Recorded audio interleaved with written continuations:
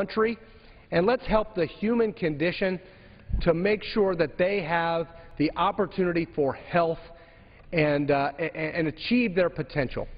And with that, I yield back the balance of my time, and I appreciate the gentleman's leadership. Well, and I thank the gentleman for sharing the perspective of a personal perspective of how medical innovation has helped his family members, literally save lives, improve lives. But you know what?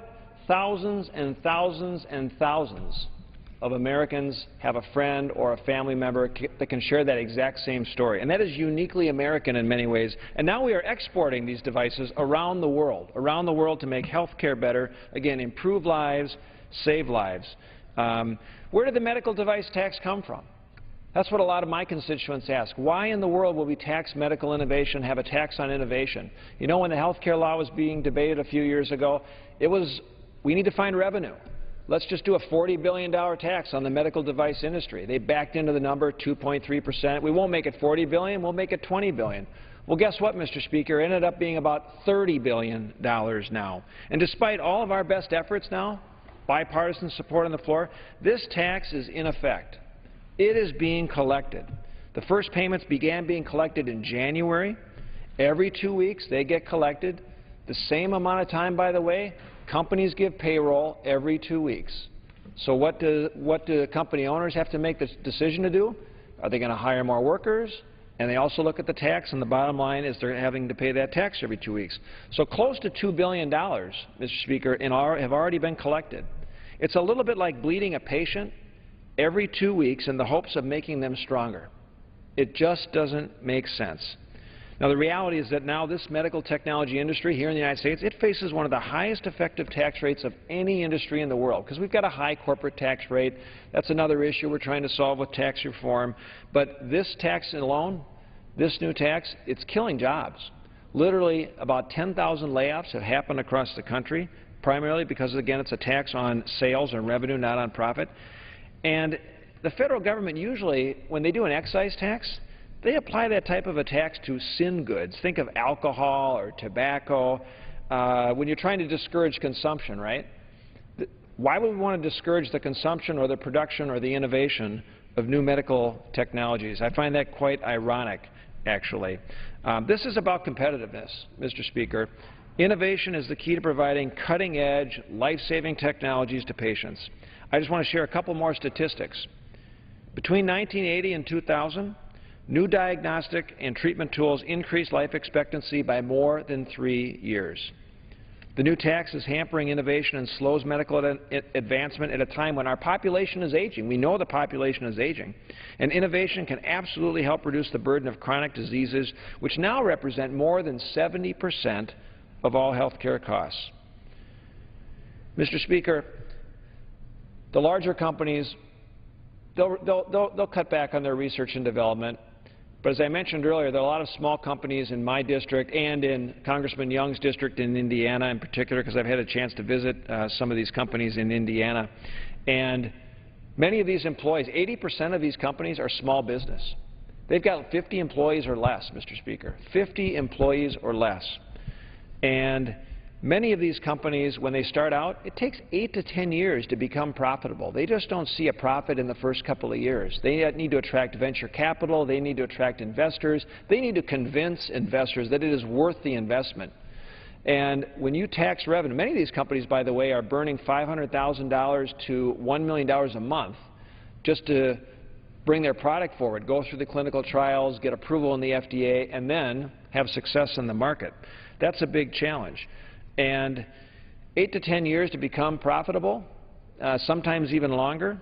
We've raised the hurdle now with this tax because it's a tax on sales. We've raised the bar. We've made it that much tougher to become profitable. So you know what? There are going to be fewer investors in these companies. There are going to be less of them. When you've got less small companies being developed, what does that mean? You're not going to have breakthrough technologies. You're not going to have in-the-garage inventions, in-the-backyard inventions. And by the way, a lot of larger medical device companies, through acquisition, they look for these small companies. They look for the innovators. They acquire them, and it grows their operations larger. So that's a challenge as well, Mr. Speaker.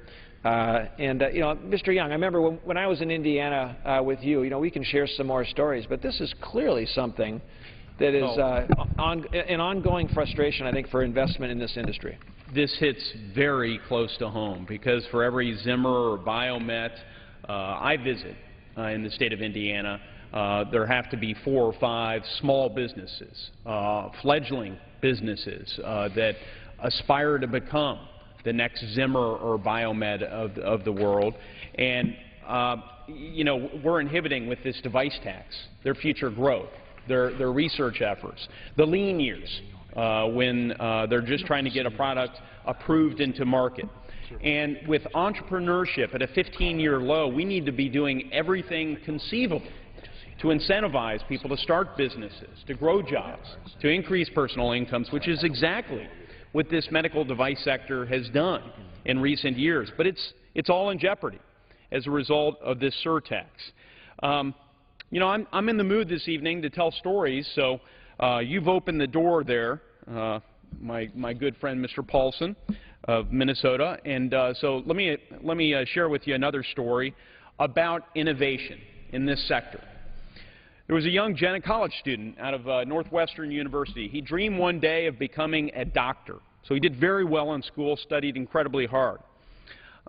When he graduated, the U.S. military came calling, and he was brought into the service against his will, drafted, served his time as a medical technician.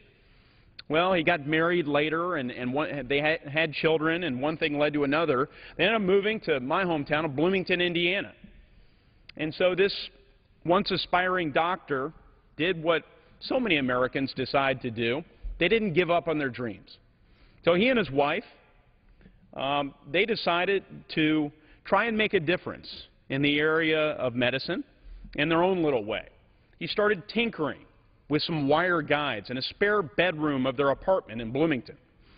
Eventually, this turned into a small business, a profitable business, and they were able to hire other people and move out of the spare bedroom. And in later years, this company would grow to become the largest privately held medical device company in the world, the Cook Group, headquartered in Bloomington, Indiana. Its founder was Bill Cook and his wife Gail, who survives him. They've created thousands of jobs, not just in Bloomington, but around the state of Indiana, all around the Midwest, and now they're creating them in Europe. They're creating them in Europe not because they want to. In fact, there were plans, I'm told, for a number of manufacturing facilities to be built in America's Midwest. But because of our regulatory burdens and more importantly, this medical device surtax, the plans were changed. And those manufacturing facilities are now going to be constructed and jobs created in Europe because that's a better place to do business when they looked at their financials. You know, they tried hard. They resisted making this decision, but their federal government pushed them in this direction. You know, there's still an opportunity to salvage so many jobs, to rescue this great American industry that's really in its early stages of development. We must repeal this medical device tax. This is a no-brainer, as my oldest child says. It's a bipartisan issue. So I'm really encouraged to see Republicans and Democrats down here this evening trying to ensure that the next Cook Group can be created. The next Cook Group won't be strangled in the cradle during its early formative years when it's trying to get cash flow positive. And I'm glad we're getting out the word tonight to the American people on this important issue. Boy, I thank the gentleman. I remember being in Indiana and also having a chance to talk to Cook Medical, and great success story without a doubt, located right there in the heartland. And I do remember, though, with their concerns of the looming tax that was on its way, and they were pretty clear. They're like, look, we've got the opportunity to build new factories, new innovative headquarter operations. We're not going to do it in the United States with this tax facing us right now. We're not going to do it. We're going to expand elsewhere. And unfortunately, we heard tonight how other companies in some districts have moved to Costa Rica. So we are literally sending high-quality jobs offshore. jobs that should be here in the United States. I remember touring Sunshine Heart in Eden Prairie, my hometown in Minnesota. And I met with the CEO there, and this is a very small and early stage med tech company. And many other med tech companies that are small and early stage would be in the exact same category. And he was pretty clear. He said, the CEO said, the device tax has put all of our hiring on hold. So now, Sunshine Heart officials, you know, they've got to sit back, they've got to determine exactly how much or what the levy is going to, how it's going to affect their cash flow. It's all about cash flow as they try to achieve that profitability. Mr. Speaker, we've got someone else who's joined us tonight who's a member of the Energy and Commerce Committee, which is a very important committee. It has oversight over the FDA, and I know that Congressman Gartner, who represents Colorado, a very innovative state, has been a champion for streamlining and modernizing the FDA. Thank you for joining us tonight. Well, I thank the gentleman from Minnesota for his leadership on this issue and the gentleman from Indiana for sharing his experience with the industry, the medical device industry in your great state. And I kind of wanted to spend some time walking through the experiences that I have had in Colorado when it comes to innovation in medical technology and some of the things that I've seen firsthand.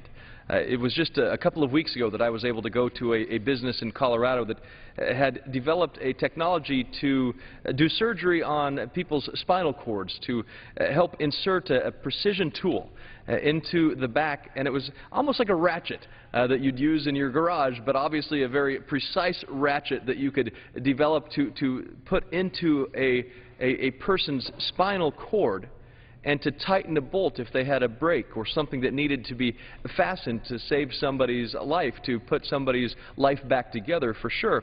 One would hope it's precise. It's precise. Right. And the neat thing about this technology was that you could actually view on the monitor as you're doing this surgery. You could view as the tool is inserted into the back. You could see where it was on this screen, and it immobilized the patient so that there wouldn't be, it minimized the side effects. It minimized the risks of injury to the spinal cord. Visited the business who had a cauterizing tool that they had spent a decade creating. And this tool had an electric current running through it, so it would also be allowing a surgeon to cauterize tissue as they were able to perform life-saving surgery. But these tools cost millions of dollars to invent. They cost millions of dollars to research and to develop. They cost millions of dollars to get into surgery rooms around the country to save life. And as we talk about innovation, as we talk about the need to create opportunities for businesses in Colorado and Indiana and Minnesota around this country to grow, we talk about the need to keep that investment happening.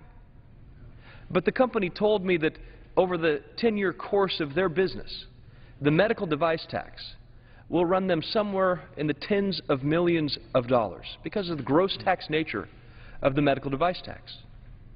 When I asked what the device that we were looking at cost, they said tens of millions of dollars. So take that tax, take it out, that money, that revenue that could go into investment to creating the next life-saving technology, take that out of that business, and you no longer have a life-saving technology because they didn't have the money available to develop that life-saving tool. And so what the medical device tax is doing is it's removing money from the private sector. It's removing their ability to invest money into innovative technologies that save lives. And as we talk about the future of the President's health care bill in this country, we talk about the need for a quality care, to reduce the cost of care, to increase the quality of care. But it's not doing that through the device tax because it's penalizing innovative businesses for their success. It's taking away their opportunities to develop new technologies, to create that next cauterizing tool, the next spinal cord tool to build a better life for people.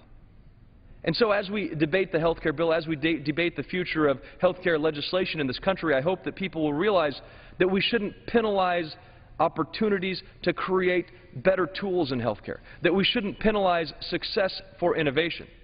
And in a state like Colorado, in a state like ours, Indiana, yours, and Minnesota, I do hope that we can come together in a bipartisan fashion to repeal the medical device tax so that we can actually allow that money to be invested where it matters, and that's in saving lives. And so I thank the colleague from Minnesota for his tremendous leadership, the gentleman from Indiana for your leadership in making sure that people understand it's not just about a tax, but it is indeed about the opportunity to invest in saving lives. Maybe thank you very much for your leadership as well on the Energy and Commerce Committee and for understanding the value of keeping these life-saving and life-improving technologies alive and well, and in a state like Colorado. I know you've got your heart goes out to some other challenges in Colorado right now with the flooding, et cetera, but I know that that innovative and entrepreneurial spirit will see Coloradans through that situation as well. Thank you. Yeah.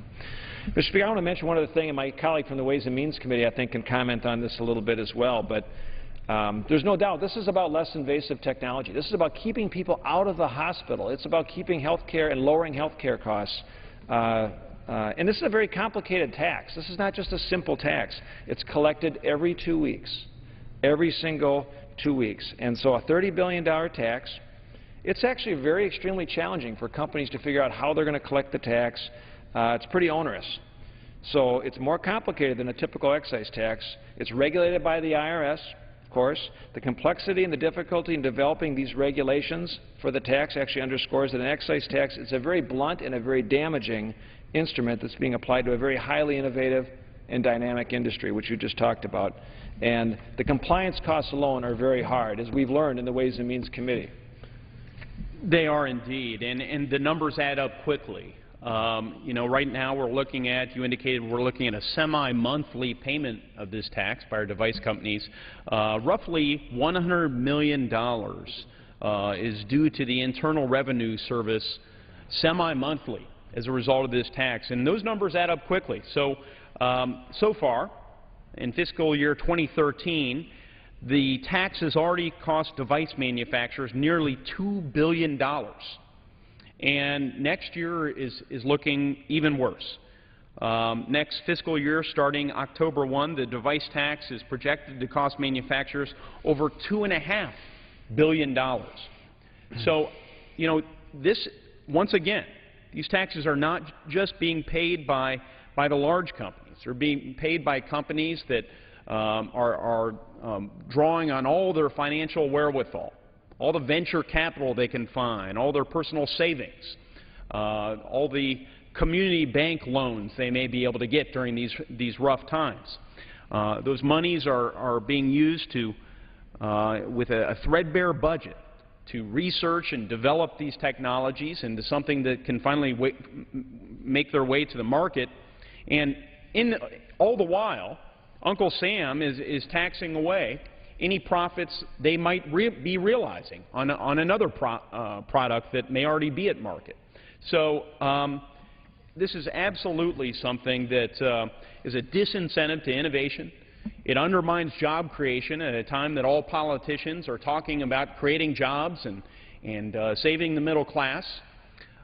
These are good paying jobs, manufacturing jobs, which you started off talking about. We need to be creating more manufacturing jobs here in the United States. So these pay better than your median or your average wage in a given state.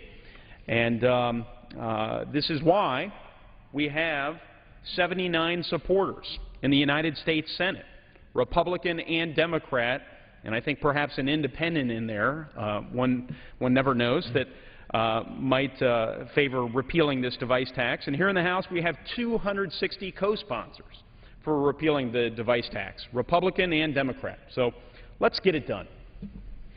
I thank the gentleman. I have to share a story as well, because this is about high-valued manufacturing, without a doubt. And there was a story just in an editorial in the Detroit News just the other day, and it essentially highlights, you know, a successful Michigan business, Fortune 500 company Stryker, and it's based in Kalamazoo. And they were pretty clear, talking about how the new 2.3% medical device tax will cost the company $100 million this year alone. It's going to reduce its research and development budget by about 20%, which is the equivalent of the loss of 1,000 workers. Wow. 1,000 workers, Mr. Speaker. That's something we should not be, we can't afford to be talking about laying off thousands of more people when the economy is struggling as it is. We should be flying at 30,000 feet after we came out of the recession, and we're bumping along at 10,000 feet, and there's a lot of reasons for that. But the medical device tax is really crippling an industry that could help lead the way out of that recession as well. Mr. Speaker, I just want to mention one other thing that I think is important as well, and that's that as my colleague mentioned, 79 senators. We know 79 senators support repealing this device tax. The challenge is with the Senate leadership. We need these rank-and-file members to pressure the Senate leadership to also bring this up for a vote. We can do this in the House at any time. We'll likely be doing that sometime this fall as a part of the other budget negotiations and discussions, but we've got to make sure that our bipartisan efforts continue to pressure our leadership to act on this and convince the White House this is a top priority. My colleague would agree, I would assume. I would absolutely agree, and you know, I'd throw another wrinkle into this conversation. We need to be identifying ways to control health care costs. Whatever one thinks of the Patient Protection and Affordable Care Act, as the President's health care law is known, we're not here to discuss the larger law, but to the extent we figure out can incorporate into our policies cost-saving measures that still maintain the quality of care that Americans have grown to expect from our medical system, that allows us to reduce the burden of taxation. So I think those who are enamored of this law need to reflect on this litany of different taxes that has been put into place in order to pay for it. Many of them, I believe, unwise, but this one is particularly unwise, and that's why we have so much bipartisan support behind its repeal. Well, I just want to thank the gentleman for joining us tonight and all of our colleagues for taking the time to express our frustration but our optimism that we can repeal this tax, because it's about protecting economic growth, it's about protecting innovation, and it's about protecting global competitiveness. Mr. Speaker, I yield back the balance of my time. The gentleman yields back. Does the gentleman have a motion? I do, Mr. Speaker. I move that the House do now adjourn. The question is on the motion to adjourn. Those in favor say aye. Those opposed say no. The ayes have it. The motion is adopted. Accordingly, the House stands adjourned until 9 a.m. tomorrow. The House of Representatives today approved legislation that would reduce spending on food stamp programs by $39 billion over the next decade. Members also debated a bill dealing with management of national forests. And tomorrow, the House takes up a bill to keep the government open after current funding expires at the end of the month. The bill would also keep spending at current levels, but remove funding for implementing the Affordable Care Act, also known as Obamacare. When the House reconvenes tomorrow, watch live coverage from the House floor here on C-SPAN.